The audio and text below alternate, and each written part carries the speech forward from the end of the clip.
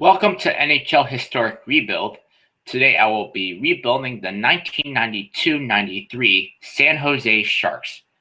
We will start at the 1992 NHL Draft.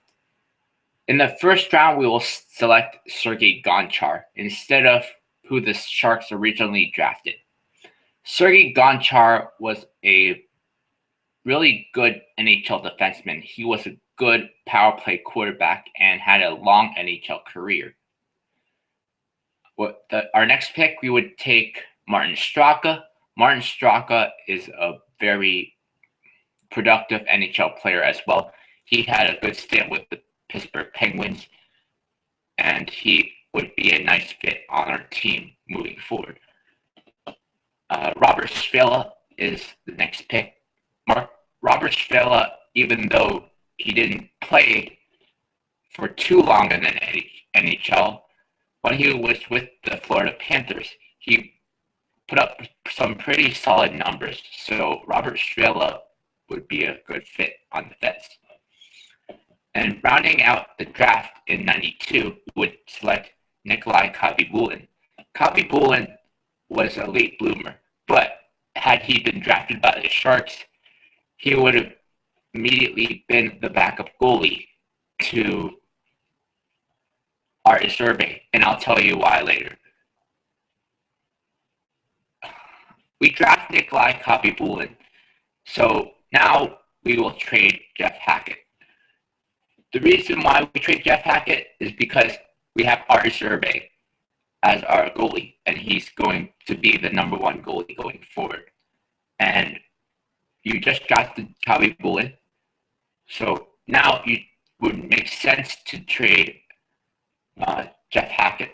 So you trade Jeff Hackett to the Hartford Whalers for Michael Nylander and a third-round pick in 1993. I'll get to the 93 draft later. The Hartford Whalers needed a backup for Sean Burke to relieve some of the pressure off him. And the Sharks needed some depth, and Nylander would be an important piece for that future and would provide some much-needed depth for the Sharks. Number two, I would trade Kelly Kislo. Kelly Kislo put up 26 goals and 76 points in the 1992-93 seasons with the San Jose Sharks as a 33-year-old. The San Jose Sharks need scoring, but if they can fetch a maximum return for him, you would do that because he's 33 and it was one of his best seasons. So you should try to get the best out of him. So I would trade Kelly Kislo and a second-round pick in 1993 to the Montreal Canadiens in exchange for John LeClair. Even though typically you trade your veteran players for picks and prospects, in this case, you are getting a player in John LeClair who will be a future star player. So this trade is a no-brainer for the Sharks. As for the Canadiens, they want a proven veteran scorer, and Kelly Kislo this season is exactly that, and he would definitely help them in the playoff push. The third trade we were going to make is to trade Ray Whitney and a second-round pick in 1995 to the Ottawa Senators in exchange for Bob Kudelski. Bob Kudelski was the Ottawa Senators' leading scorer that season. The Sharks desperately needed goal scoring, and you just traded Kelly Kislo. So now you would replace him with Bob Kudelski. So this makes sense. And the last trade we are going to make is a huge blockbuster. We are going to try to trade for Owen Nolan earlier than they did, because now you can get him in his prime. We would trade Pat Fallon, Doug Wilson, Dean Evanson, and a 1994 first-round pick to the Quebec Nordiques for Owen Nolan. At that time, Pat Fallon was one of their top prospects and top young players. Doug Wilson was a veteran defenseman.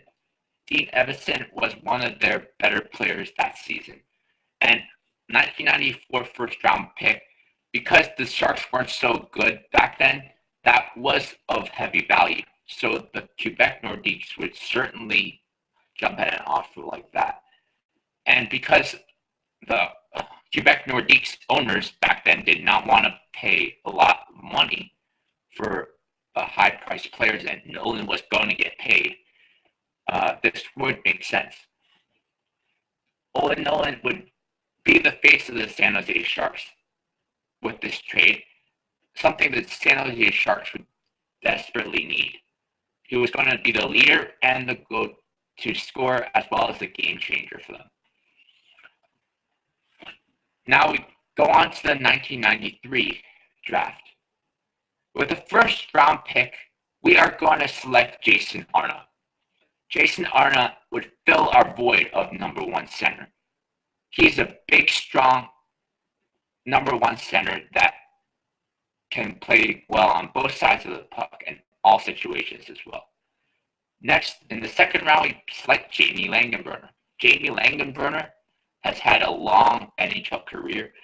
He has had clutch moments, and he would fit nicely on our team and what we're trying to build here. Eric Daze would be our next pick. Even though Eric Daze had some bumps along the road, he did have a pretty productive career with the Blackhawks, and during their bad years, he was one of the better players. So there you go. And we have Pavel Demitra with our next pick. Pavel Demitra, when he played in the NHL, was a really good player. Rounding our list was Kimmo Timonen. Kimmo Timonen would be a good puck-moving defenseman, along with Sandis Ozilish and Sergei Gonchar. So now you have three puck-moving defensemen. You need puck-moving defensemen. So after this whole rebuild, you have added by a draft Sergei Gonchar, Martin Straka, Robert Svehla, Nikolai Khabibulin, Eric Daze, Pavel Demitra, and Kimmo Timonen.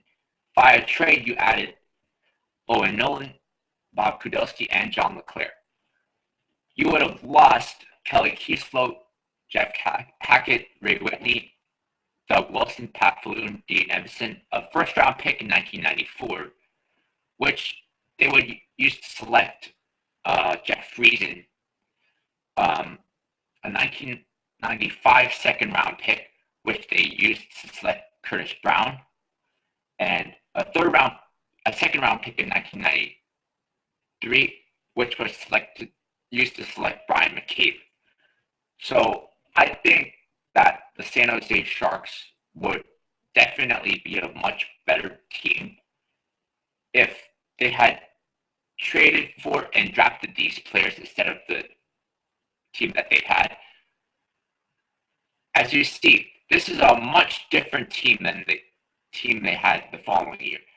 So heading into the 1993-94 season, even though they may not make the playoffs because they are a very young team, it is a step in the right direction.